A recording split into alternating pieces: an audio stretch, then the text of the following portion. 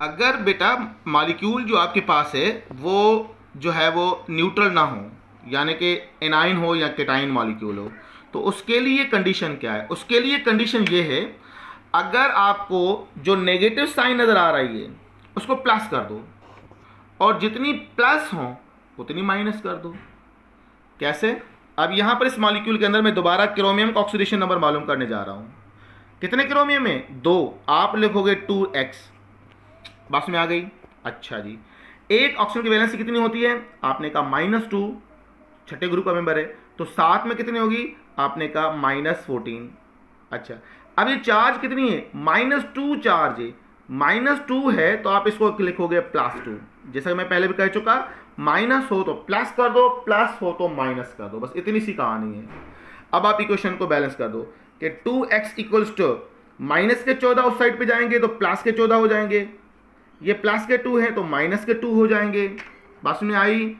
अच्छा जी, तो 2x का वैल्यू कितना आएगा? 12। 1x का वैल्यू कितना आएगा? आप बोलोगे 6। अगेन एक क्रोमियम का ऑक्सीडेशन नंबर क्या होगा? +6 होगा। तो अगर कोई मॉलिक्यूल भले न्यूट्रल ना हो, कोई मसला नहीं है, एनाइन या केटाइन, अगरचे नेगेटिव हो तो वो प्लस कर दो, और अगर प्लस हो तो वो माइनस कर दो। जैसे एक और एग्जांपल मैं दे रहा हूं, अमोनियम। कितना बेटा? अमोनियम आयन है ये। अब मुझे नाइट्रोजन का ऑक्सीडेशन नंबर मालूम करना है। किसका? Find oxidation number of nitrogen in this case. तो आप क्या कहोगे? ये n का मालूम करना है, वहां पे x रखोगे। एक हाइड्रोजन पे प्लस वैलेंसी होती है, बस में आ रही? तो कितने हैं? 4, तो आप लिखोगे +4। अब ये प्लस की साइन है तो यहां पर क्या कहोगे? माइनस। +1 हो तो -1 कर दो, -1 हो तो प्लस कर दो, जिसमें जैसे कि मैं पहले भी कह चुका, माइनस की साइन हो तो प्लस कर दो, प्लस की हो तो माइनस कर दो। अब आप देखिए x का वैल्यू क्या आएगा? ये +4 है, उस साइड पे जाएंगे तो -4, ये -1 है, उस साइड पे जाएगा तो +1 हो जाएगा।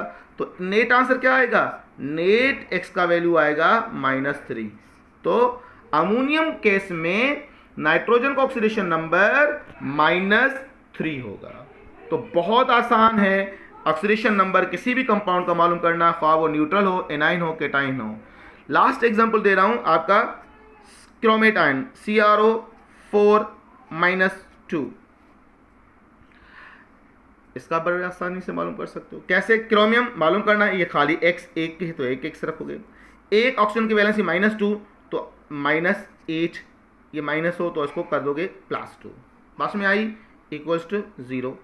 तो x का वैल्यू क्या आएगा? ये +8 उस साइड पे जाएंगे तो, ये प्लस उस साइड पे जाएंगे तो माइनस। बात में आ रही? तो नेट x का वैल्यू कितना आएगा? वेरी गुड, नेट आपका वैल्यू आएगा 6 आएगा। यानी कि -8 तो प्लस में हो जाएंगे, और माइनस साइन हो तो वो आप किस में रखोगे? माइनस हो तो प्लस में रखोगे। तो इस तरह से आप आसानी से मालूम कर सकते हो ऑक्सीडेशन नंबर किसी भी एलिमेंट का किसी कंपाउंड के अंदर। ये बड़ा इंटरेस्टिंग एमसीक्यूज देते हैं एंट्री टेस्ट में कि ऑक्सीडेशन नंबर ऑफ फला फला फला, कोई भी कंपाउंड देकर आपको ऑक्सीडेशन नंबर पूछा जाएगा कि फला कंपाउंड्स के अंदर इसका ऑक्सीडेशन नंबर क्या होगा।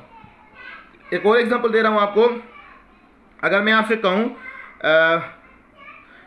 क्रोमेट आयन हो या फिर नाइट्रेट कंपाउंड्स हो, कोई भी कंपाउंड्स हो, चले मैं आपको दे रहा हूं सल्फेट केस के अंदर -1। चले मैं अपने तरफ से दे रहा हूं सल्फेट -1, -2 होता है, -3 हो, जो भी हो, मैं अपने तरफ से दे रहा हूं। ये सल्फर का ऑक्सीडेशन नंबर बताना है। आप क्या कहोगे सल्फर केस में? आप लिखोगे, वेरी गुड, आप लिखोगे x, मालूम करना है ना आपको। अच्छा जी, एक ऑप्शन पे -2 तो 3 पर कितने हो गए? -6। अब ये -1 है तो आप क्या करोगे? +1 इक्वल्स टू, ये आपकी लीनियर इक्वेशन बन गई। अब x का वैल्यू क्या होगा? तो x विल इक्वल्स टू, ये -6 है, उस साइड पे जाएंगे तो +6, ये प्लस है तो माइनस आएगा। तो x का वैल्यू क्या आएगा बेटा? 5 आएगा। तो oxidation number of sulphur in this case आप बोलोगे +5। तो बहुत आसान है ऑक्सीडेशन नंबर मालूम करना। आई होप ये पॉइंट आपको समझ में आ गई होगी। ऐसा कोई एमसीक्यूज एंट्री टेस्ट में आया हुआ हो या आपको कंफ्यूज कर रहा हो कि सर इसका ऑक्सीडेशन नंबर क्या होगा इस केस में, तो आप मुझे ज़रूर कमेंट्स कीजिएगा, बल्कि वो एग्जाम्पल मुझे शेयर कीजिएगा तो मैं उसका ऑक्सीडेशन नंबर आपको बताऊं कि इसका ऑक्सीडेशन नंबर कितना होगा। अपना ख्याल कीजिएगा बेटा। और ये कि इसके बाद जो हमारी टॉपिक होगी वो तफसीलन ऑक्सीडेशन रिडक्शन पे होगी। ऑक्सीडाइज्ड क्या है, रिड्यूस क्या है, बैलेंस केमिकल इक्वेशन किस तरह से करते हैं बाय रिडॉक्स इक्वेशन। तो इंशाल्लाह ये नेक्स्ट हमारा लेक्चर इसी ही पॉइंट पे होगा। जब तक इसका कॉन्सेप्ट मज़ीद क्लियर नहीं होगा उससे पहले मैं पोटेंशियल अपना इलेक्ट्रोड पोटेंशियल जो है वो टॉपिक नहीं करवाऊंगा, क्योंकि बाद में आप कंफ्यूज हो जाओगे कि सर ऑक्सीडाइज्ड कौन है और रिड्यूस कौन है। तो जाहिर बात है पहले आप oxidized, reduce, reducing agent, oxidizing agent, इन तमाम चीज़ों को समझोगे तब आप आसानी से इस टॉपिक को ग्रिप हासिल कर पाओगे जिसका नाम इलेक्ट्रोड पोटेंशियल है। तो पहले बेटा ऑक्सीडेशन नंबर, इस पर थोड़ी प्रैक्टिस कीजिएगा। कल मैं आपको बताऊंगा ऑक्सीडाइज, रिड्यूस, ऑक्सीडाइज नंबर, उस हिसाब से बैलेंस केमिकल इक्वेशन के कुछ एग्जांपल मैं दूंगा। इंशाल्लाह बाद में हम इलेक्ट्रोड पोटेंशियल डिस्कस करेंगे। अल्लाह हाफ़िज़ बेटा, अपना ख्याल कीजिएगा, दुआ में याद।